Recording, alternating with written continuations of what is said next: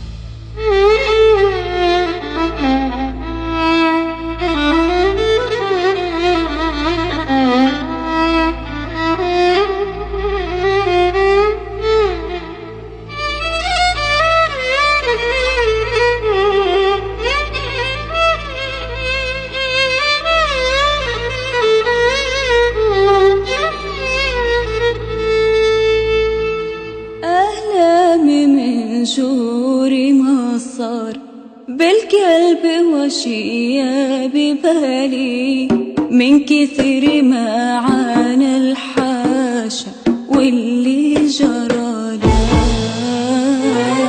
متحدي الوقت بصرار مهما قست بالليالي لابد ما نور الامل يظهر هلالا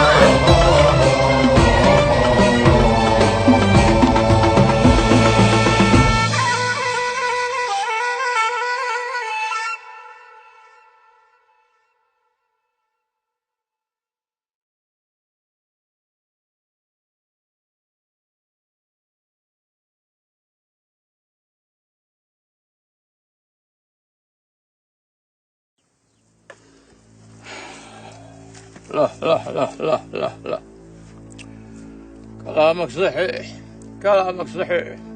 سلب الناس ما هو من فعل النشامة. سامحني سامحني سامحني سامحني يا الأخو، وأنا أوعدك أتوب واندم على يديك، وها ما راح أسلب إلا الحاجة الثمينة والزينة. سامحوني سامحوني، السلب ما هو من فعل النشامة. وش ها؟ نقود جزاك الله خير، جزاك الله خير. ما شاء الله ما شاء الله. اللهم زد وبارك، اللهم زد وبارك. أسألكم بالله لا تحرمونا من شوفتكم مرة ثانية. يا النشامة سلفوهم اللي باقي بخاطركم. فتشوهم يا نشامة.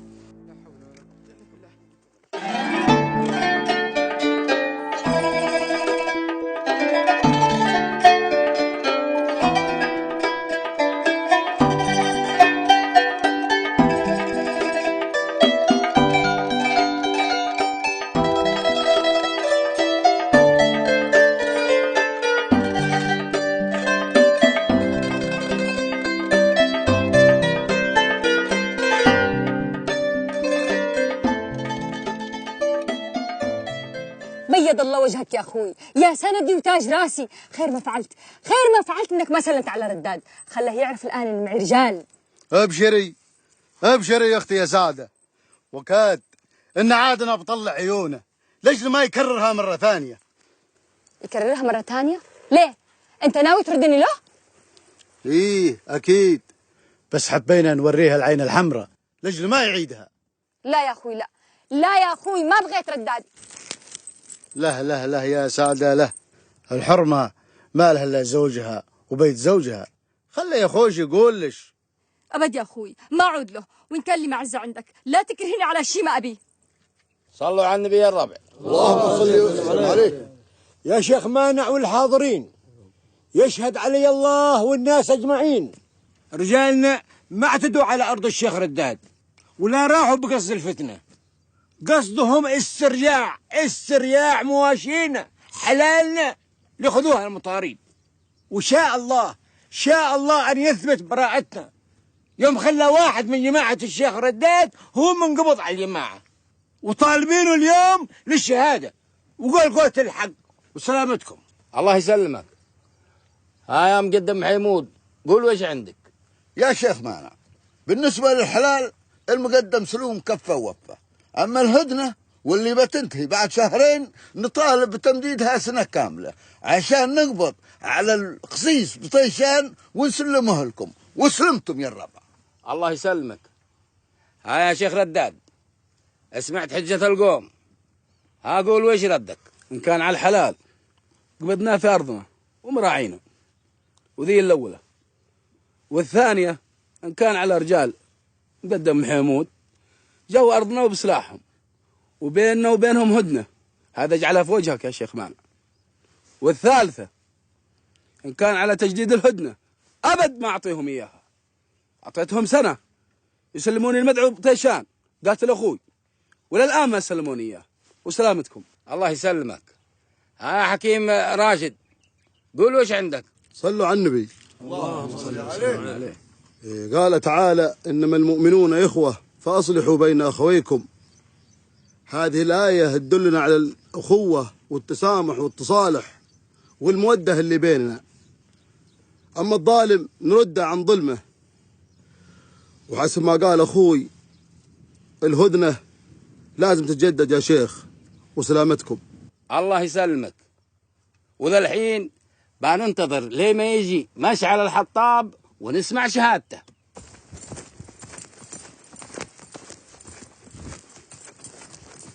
يلا حي الجمرة نشهد انش فارسة وخيالة. ما على الزود.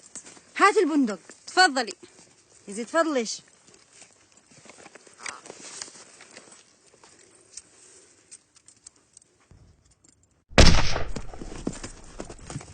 كنا هالخيل فزع من صوت الرصاص.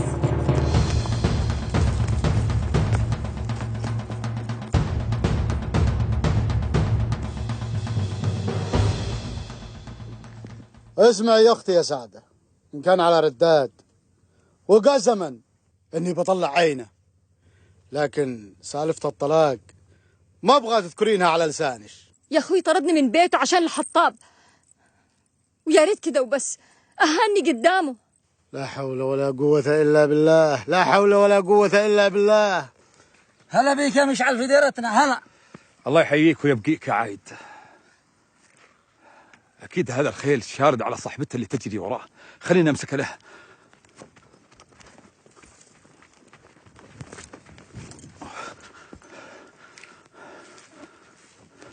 تفضل يا بنت الجاويد.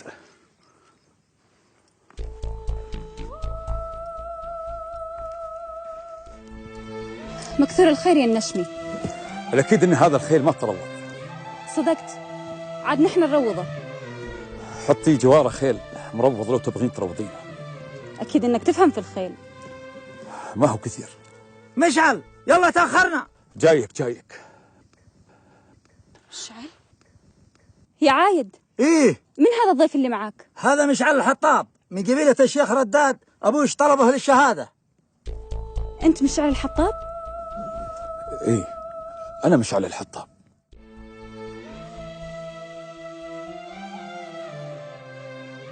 ليه بدع بالقوافي، له في الشعر خبرة، شخص راعي وفا وخلاص رغم النوايب.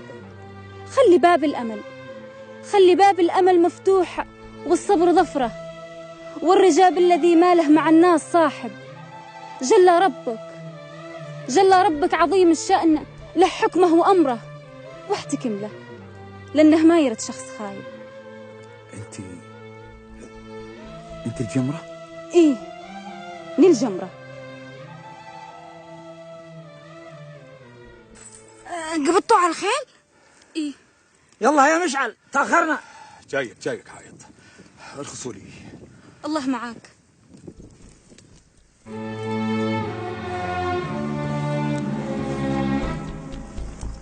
يا الجمرة. إيه. وين رحتي؟ ومن هذا الشاب؟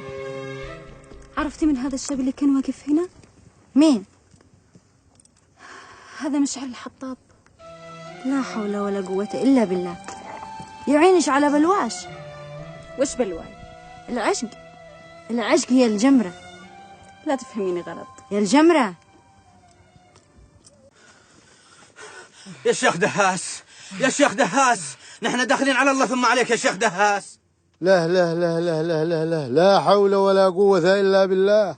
وإيش اللي مساوي فيكم كذا؟ يا شيخ المطاريد أخذوا نقودنا وأخذوا جيادنا وأخذوا علينا كل شيء. الله أكبر على المطاريد، الله أكبر عليهم.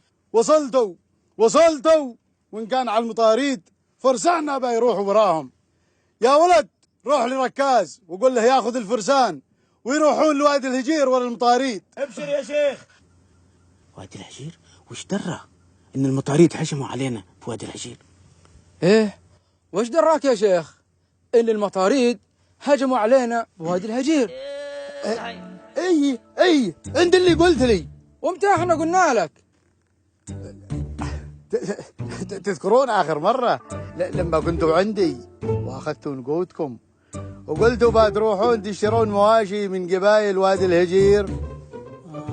اخذنا النقود، صح، اخذنا النقود. صدقت. وذا الحين تريحوا وخذوا ضيافتكم، وقت ما ودكم تغادرون أعطيكم فرسين يتعاودون لديرتكم، وإن كان على الحلال إذا ودكم تشتروا مني ترى أنا جاهز وقت ما تكون نقودكم جاهزة. اتفضلوا خذوا ضيفتكم. تسلم يا شيخ دهاس. هلا والله، هلا تجارنا. تسلم يا شيخ. هلا تجارنا، هلا فيكم. هلا. هذا اللي حصل يا شيخ، ويشهد الله إني ما زودت كلمة ولا نقصت كلمة ولا أخفيت شيء. ودك تقول شيء ثاني؟ لا يا شيخ، اللي عندي قلته. بارك الله فيك، أرجع مكانك. اسمعوا يا الربع، أنتم سمعتم الدعوة والجواب. إيه يا شيخ. إيه دام سمعتوها، أنا أحكم على الشيخ رداد أنه يرد الإبل والأسلحة وسلاحهم للمقدم حيمود وللمقدم سلوم. هذا بالأولى. والثانية إن كان على الهدنة فالهدنة عاد منها 2 شهر وتنتهي، ومردها للشيخ رداد. إن يريد تجديدها فهذه مكرمة منه، وإن ما يريد فهذا من حقه وبموجبها. يلزم المقدم حيمود والمقدم سلوم تسليم بطيشان خلال 2 شهر، ما لم فراية الشيخ رداد بيضة منكم. والثالثة يلزم المقدم محمود والمقدم سلوم 10 نياق وبندقين تسلموها للشيخ رداد، لاجل ان فرسانكم دخلوا على ارضه بسلاحهم وانتم بينكم هدنه. ويلزم الشيخ رداد ناقه وبندق تسلمها المشعل الحطاب، لاجل انه هو منقبض على المطاريد وسلاحهم. هذا ما حكمنا به، والله من وراء القصد. ما قصرت بيض الله وجهك يا شيخ. مشرفين حكمك يا شيخ. مشرفين حكمك يا شيخ. مشرفين حكمك يا شيخ. مشرف حكمك يا شيخ. وانا بكتب مكتوب الغازي يسلم الابل والسلاح والاسرى لمرسولك. يا عايد لعونك يا شيخ. تاخذ المكتوب من الشيخ رداد وتاخذ معاك صقر وتروحون على قبيلتهم تجيبون الابل والاسرى وسلاحهم. ابشر يا شيخ. زفت في حقي يا شيخ. اسكت يا ولد وتأدب، ما حيزوف حكم الشيخ مانع ابو الجمره شيخ مشايخ الرمله. خله يا شيخ رداد. ها وش ودك يا عايض؟ بغيتك يا جدي تاخذ حقي من غيثان. غيثان هو اللي ذبح ابوي، ما هو الخوجي بطيشان. عايض غيثان ما يجي في اللي ما هو سواء، يجيب الصايبه وما يعيب في الضيف. اهدى يا غيثان. اسمع يا عايض، انا هنا ما انا بجدك، انا هنا في مضافه الحكم احكم بين الناس، واللي يحكم بين الناس ما يحابي اقاربه. اما سالفه مقتل ابوك حققنا فيها يوم انقتل وبحضور الشهود، وما اريد اعيد السالفه. والثالثه انت مالك حق تزوف ولا توافق ولا ما توافق، دام عقيل القوم ولي الدم موجود. وسكر فمك واقعد مقاعد الرجال واحترم العادات والتقاليد، ولا يلا هنقلع من مضافتي، هنقلع. اسمع يا عايض، أنا عارف الشيخ رداد با يرجع الإبل والأسرى، وكنت حاسب هذا وعارفه من زمان. وعمك رداد با يضيع دم أبوك، وانت لازم ما تسكت. وش العمل؟ حقك تاخذ دم أبوك من غيثان وربعه، وأنا بوقف معك وساعدك وما بتخلى عنك أبد. الله يرحمك يا فريح، الله يرحمك يا فريح. قل لي، عمك رداد لا زال بالمضافة ولا عاود على ديرته؟ عمي رداد لا زال بالمضافة، واللي بيرجع الإبل صقر وعايد. صقر وعايد؟ وليه ربعكم با يسلموا الإبل لصقر وعايد؟ عمي رداد كتب كتاب واعطاه صقر وعايد، وهم بعد الغداء بيتحركوا للقبيلة العصر.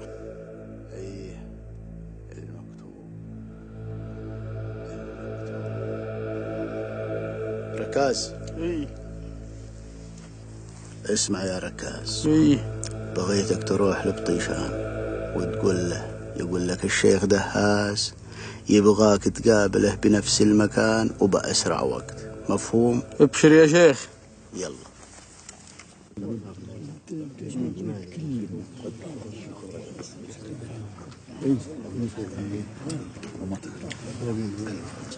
مشكور يا اخوي مشعل، ما قصرت والله. اللي عملته ما يعملونه الا حمران العيون. يا غيثان انا ما سويت الا الواجب وما قلت الا الصحيح. تسلم. الله يسلمك. الصراحه يا مشعل انا كلمت الشيخ مانع وخليته يدعيك لهنا، ما هو من شهان الشهاده وبس. خير؟ في شيء؟ ايه في موضوع مهم بغيت اكلمك فيه، بس ما ينفع هنا. خلينا نسترخص من الشيخ مانع ونخرج برا. استرخص من الشيخ يا شيخ مانع. ايه ارخص لي انا ومشعل بنتمشى شوي في الديره.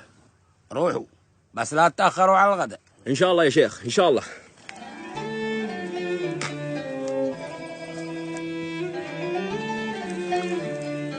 الدخول. ايه زيد اللحم شوية ملح. ابشري يا عمتي. اقول يا الدخول. ايه ونادي لي الجمرة بغيتها بموجود. يا شيخة يا شيخة جمرة، جاوبي عمتي حمدة.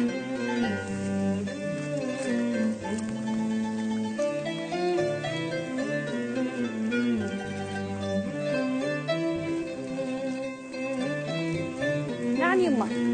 تعال اقعدي. نعم. اقول يا بنتي يا الجمرة، ام صقر بغت مني جواب واني مستحية منها. وش قلتي في صقر؟ يما اني ما بغيت لا صقر ولا غيره، هو لما يتم نصيب يصير خير. يا بنتي يا الجمرة، أنا اليوم موجودة وبكرة والله أعلم وين بكون. ودي أطمن عليش مع ولد الحلال، والحرمة ما لها إلا بيت زوجها. يما ليه بغيت رجال يفهمني وافهمه، ولما يجي يصير خير. قلت ليش إن شاء الله.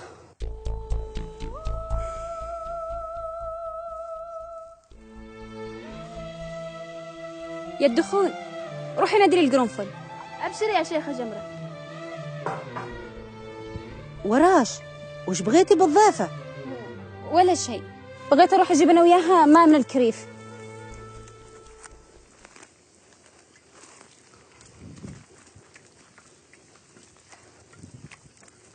وليه يدور علي الغريب؟ ومن وين يعرفني؟ هو ما يعرفك، هو قال إنه يدور على رجال وزوجته وولدهم، وإنهم غايبين من أكثر من 30 سنة. ولما سألته عن أوصافهم جاب لي أوصافك، وجاب لي هذه الشام اللي تحت عينك، وقال إن اسم أبوك مبخوت، وأمك رحمة، وأنت عواد. عواد؟ إيه، بس أنا مشعل، ما أنا عواد. يمكن يكون أمك وأبوك غيروا أسمائهم، وبعدين سالفة ذا الغريب تنطبق مع قصتك يا مشعل. وليه ما دليتم علي؟ والله كنت ناوي أدله عليك، بس قلت أختبره عشان أتأكد إن كان يبغى منك الخير ولا الشر، وعرفت إنه يبغى منك الشر، عشان كذا توهت به وقلت أحذرك. وبعدين وين راح؟ خلينا نتمشي شوي وأنا أحكي لك.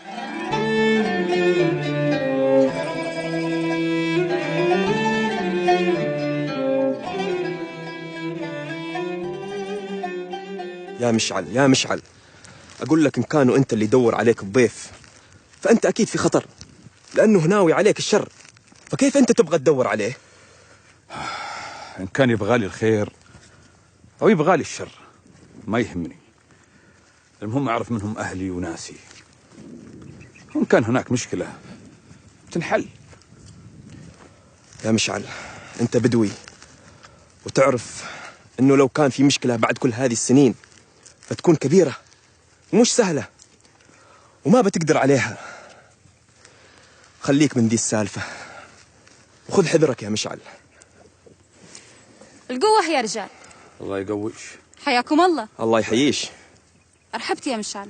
مرحبا بش. غيثان. ايه تعال بغيتك بموضوع خاص.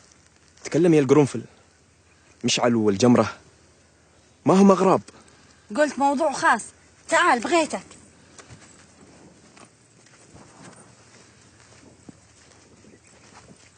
قرنفل، وش هو الموضوع الخاص اللي تبغينا فيه؟ خلينا نخلي مشعل والجمرة في حالهم. وليش نخليهم في حالهم؟ الجمرة تحب مشعل. ايش؟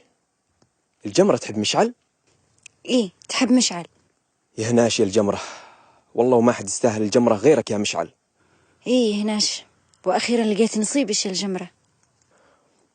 وذا الحين ما علينا منهم، خلينا في حالنا، لاني ما عاد اقدر اصبر، واول ما نعود الى ديرتنا اكلم ابوي واشوف معه حل، واخليه يجي يخطبش من اهلش. بس المشكلة شرط امي صعب الامور. تقول يا غيثان ابوك بيوافق ويتنازل عن حقه في تقدمة الطايلة؟ والله ما اعتقد يا قرنفل ان ابوي يوافق، بس لازم نشوف حل، لازم. الله يسامحش يمه. وإيش الحل يا غيثان؟ الحل؟ وش رايش نهرب وأربعش عند أحد المقادمة وأحط أبوي وأبوش وأمش في الأمر الواقع؟ وش تقول؟ نهرب؟ إيه. الله المستعان عليك يا غيثان، والله ما سويها، وني القرنفل بنت المقدم سلوم أبد ما وطي راس أبوي ولا ربعي، ما توقعتها منك خاطرك. لحظة يا القرنفل، لحظة. تدرين القرنفل، والله العظيم لو كنتي وافقتي تهربين معي كنت ما عاد أرضى زوجة لي أبدا، كنت سقطتي من عيني، لأن البنت اللي تهرب مع عشيقها توطي راس أهلها وتكسر ظهر ربعها، وهذا فعل شين، وما تسوي كذا بنات الأجاويد. سلمتي يا القرنفل، والله كبرتي في عيني، أنا كنت حبيت أختبرش بس، وذا الحين عمري ما أتنازل عنش، وإن كان على شرط أمش الصعب ربش بيفرجها علينا. أقول يا مشعل، أنا سمعت شهادتك في مضافة أبوي، وعرفت اللي سويته مع المطاريد قطاع الطرق، ويشهد الله إنك فارس ونشمي ومن أجاويد الله. ومعالي الزود وانت الجمرة قد الشيخ مانع نشمية وشعرت كل العربان. ما عليك زود يا مشعل، وأنا أشكرك على قبضك الفرسي. أنا أعرف الخيل ومهرتش اللي قبضنا عليها في الوادي، أنا أشهد إنها مؤصلة مثل راعيتها. تسلم يا مشعل، وإذا من الفرسة عجبتك شوفها جتك هدية ما من وراها جزية. لا الله يبارك لك في فرسك. أنا قلت هدية، والهدية قبلها النبي صلى الله عليه وسلم عليه الصلاة والسلام. فلا ترد هديتي يا مشعل. بس يا الجمرة فرسك مؤصلة، لأكيد إنها غالية عليش، مشكورة كأنها وصلتني. صحيح هي غالية، بس مو أغلى منك يا مشعل. عليتي يا بنت الأجاويد. كيف؟ تقول بيروحون ويجيبون الإبل ورجالي من قبل الشيخ رداد. أنت متأكد يا شيخ؟ إيه متأكد، صقر وعايد بيجون بعد العصرية، وأنا عندي خطة نرجع الرجال اللي خذوهم والإبل زاد. كيف الخطة؟ كيف يا شيخ؟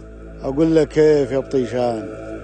صقر وعايد معهم رسالة من الشيخ رداد لربعة لأجل يرجعوا الرجال والأسر اللي خذوهم، وانت ورجالك بتعملوا لهم كبين بنص الطريق بين قبيلتنا وقبيلتهم، وتقبضوا عليهم وتاخذ الرسالة. تخلي واحد من رجالك يودي الرسالة لقبيلة الشيخ رداد وياخذ الرجال والأسرى ويعاود. إيه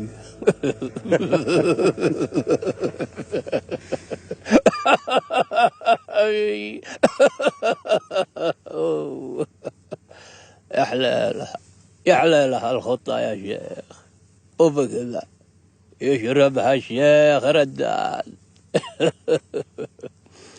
بس باقي الحين اختار مين من رجالي يقوم بالمهمة. مين اي ما لها الا غدران. لا يا بطيشان، غدران وجه معروف سبق وشافوه، شوف واحد ثاني. اي واحد ثاني اي موجود. من هو؟ غدران. انت تفهم؟ اقول لك غدران وجه مألوف، شوف واحد ثاني غير معروف، تفهم ولا لا؟ اي فهمت لله موجود الديب. اي ما له الا الديب. يا دانا يا دانا دانا يا دانا ويا دانا